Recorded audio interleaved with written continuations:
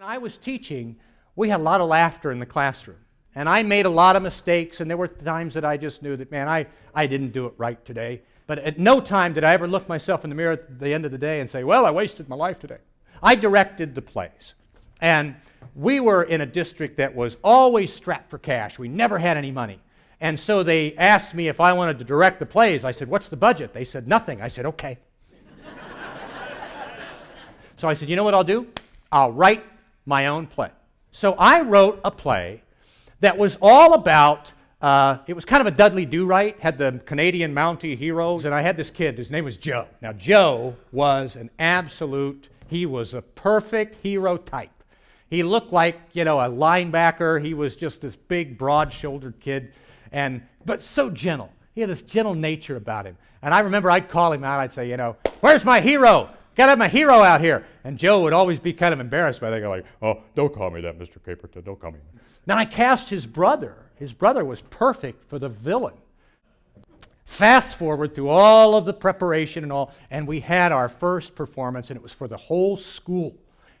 And then Tony came to me about the third time. He said, can you trim my mustache now, Mr. Caperton? I said, all right, sit down.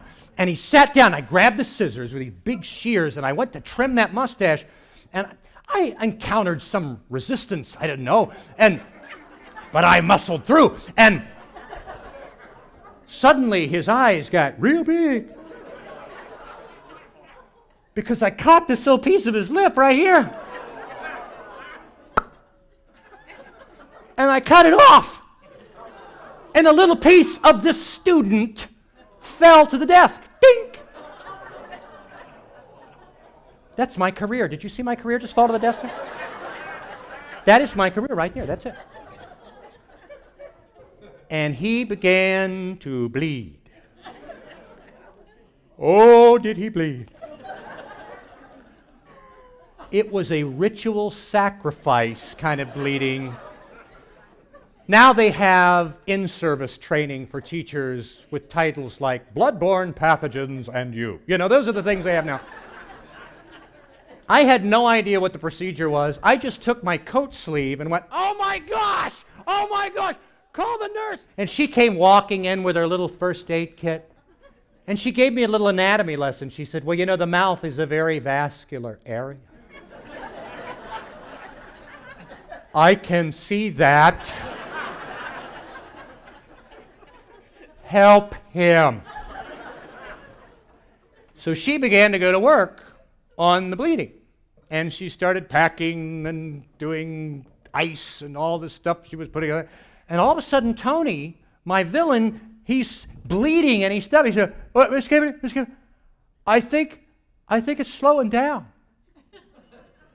I said, I think you're running out.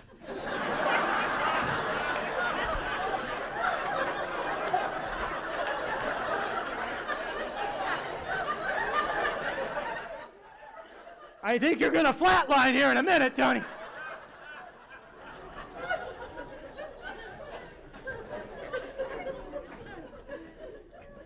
And he said, no, I think it's going to be okay. I think I can go on. And I looked at the nurse, and she went, all right. So he took a big handkerchief, big bandana kind of a handkerchief. And this is how he got to the show. He came out, and he would speak his line, and he would blot. And that's how he got through. The next day, we were to take that show over to the elementary school, which meant we had to take the moose head and everything else over there on a big truck. And we set everything out on the curb, and we were ready, to take it all over there. It was in April when we were doing this. And it was, it was a windy day. Some of you are ahead of me. And the antlers acted like sails.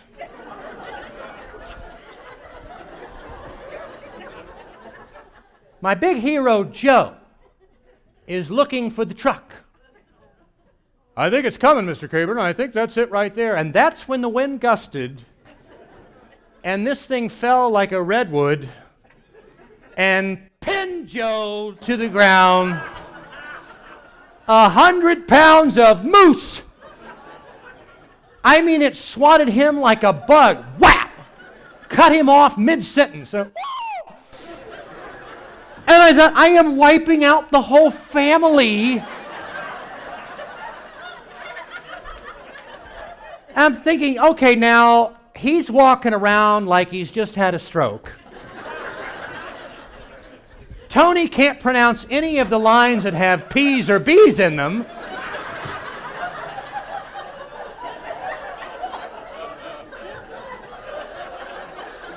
And that night is the community performance. Mom is going to be in the audience. And I thought, if Mom's going to be in the theater, I'm going to be in the balcony.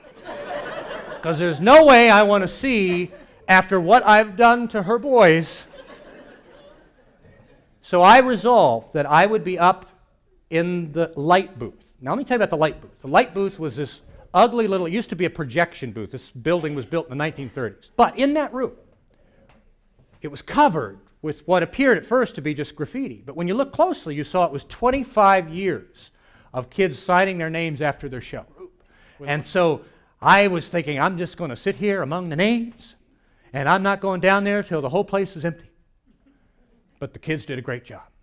I mean, they did a superlative job. I had never seen them hit their marks, and their timing, everything was perfect. The laughs were bigger than anything we'd ever gotten. He was just, both of these boys were amazing. All the other characters were right on top of everything. And I was so blown away at the quality of the performance that I kind of forgot myself, and I ran down in my enthusiasm. I said, you guys were great. I cannot believe how good you were tonight. And all of a sudden I heard a woman's voice go, Mr. Caperton? And I went, I don't know precisely how many sphincters are in the body.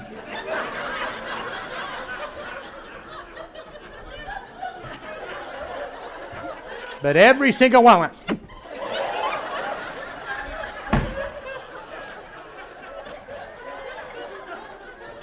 And I turned around, I'm face to face with Mrs. Kleindentz. Mom. She said, could I speak with you? Do I have options? I said, sure. Yes, Mrs. Kleindentz. What can I do for you? She said, I just wanted to thank you.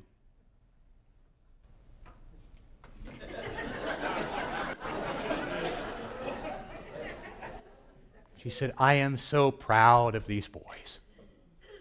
She said, I always knew they were talented. As their mom, I always knew.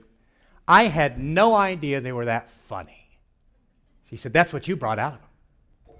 And I was so relieved that she didn't want to sue me. I was like, oh, Mrs. Kleindentz, thank you. Thank you so much. They're great kids. Listen, I've still got pieces of them.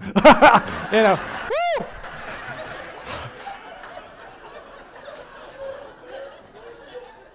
And when I got the call about Joe, I got the call that no teacher wants to get the call, but everyone at some point does. Any educators in here, I bet you have a story that's similar. But I got the call that Joe, 2 years after his graduation, had died. And he died in a fire. It was an apartment fire. But here was the thing. He got out. He had gotten out. He was safe outside the building. Everyone apparently was safe outside the building. But here's what he did. He looked around. There was a little 2-year-old girl.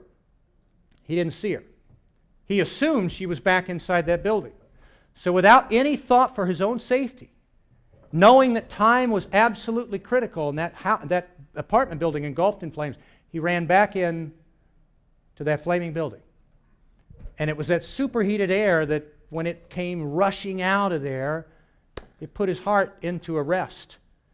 And they said he didn't know what hit him. He was probably gone before he hit the ground. And I remember getting that news. You know what I kept thinking? How I'd call him out there on stage. I'd say, my hero, you know? That I did that job for another 10 years. Well, I directed a lot more plays. And then one day the time came for me to move on, and I realized it was time to leave this place. And I've loved it, and I've loved these kids. And I put all my mementos in the trunk of my car, you know. And everybody else was gone. I hung around longer than almost anybody on that last day of school, and they all left. And then I went up to that light booth. And I spent the next 2 hours reading names. Some of them came before I was ever there. Some of them had been in my shows over the past 10 years, and I read those. And the whole time I read it, I kept thinking, what a privilege I've had. To do this job, to have this role with these young lives on their way to who knows what, on their way to life, marriage, some like Joe, an early exit, we don't know. But I thought, what a privilege it's been. But what a shame it would have been if I had done it without joy.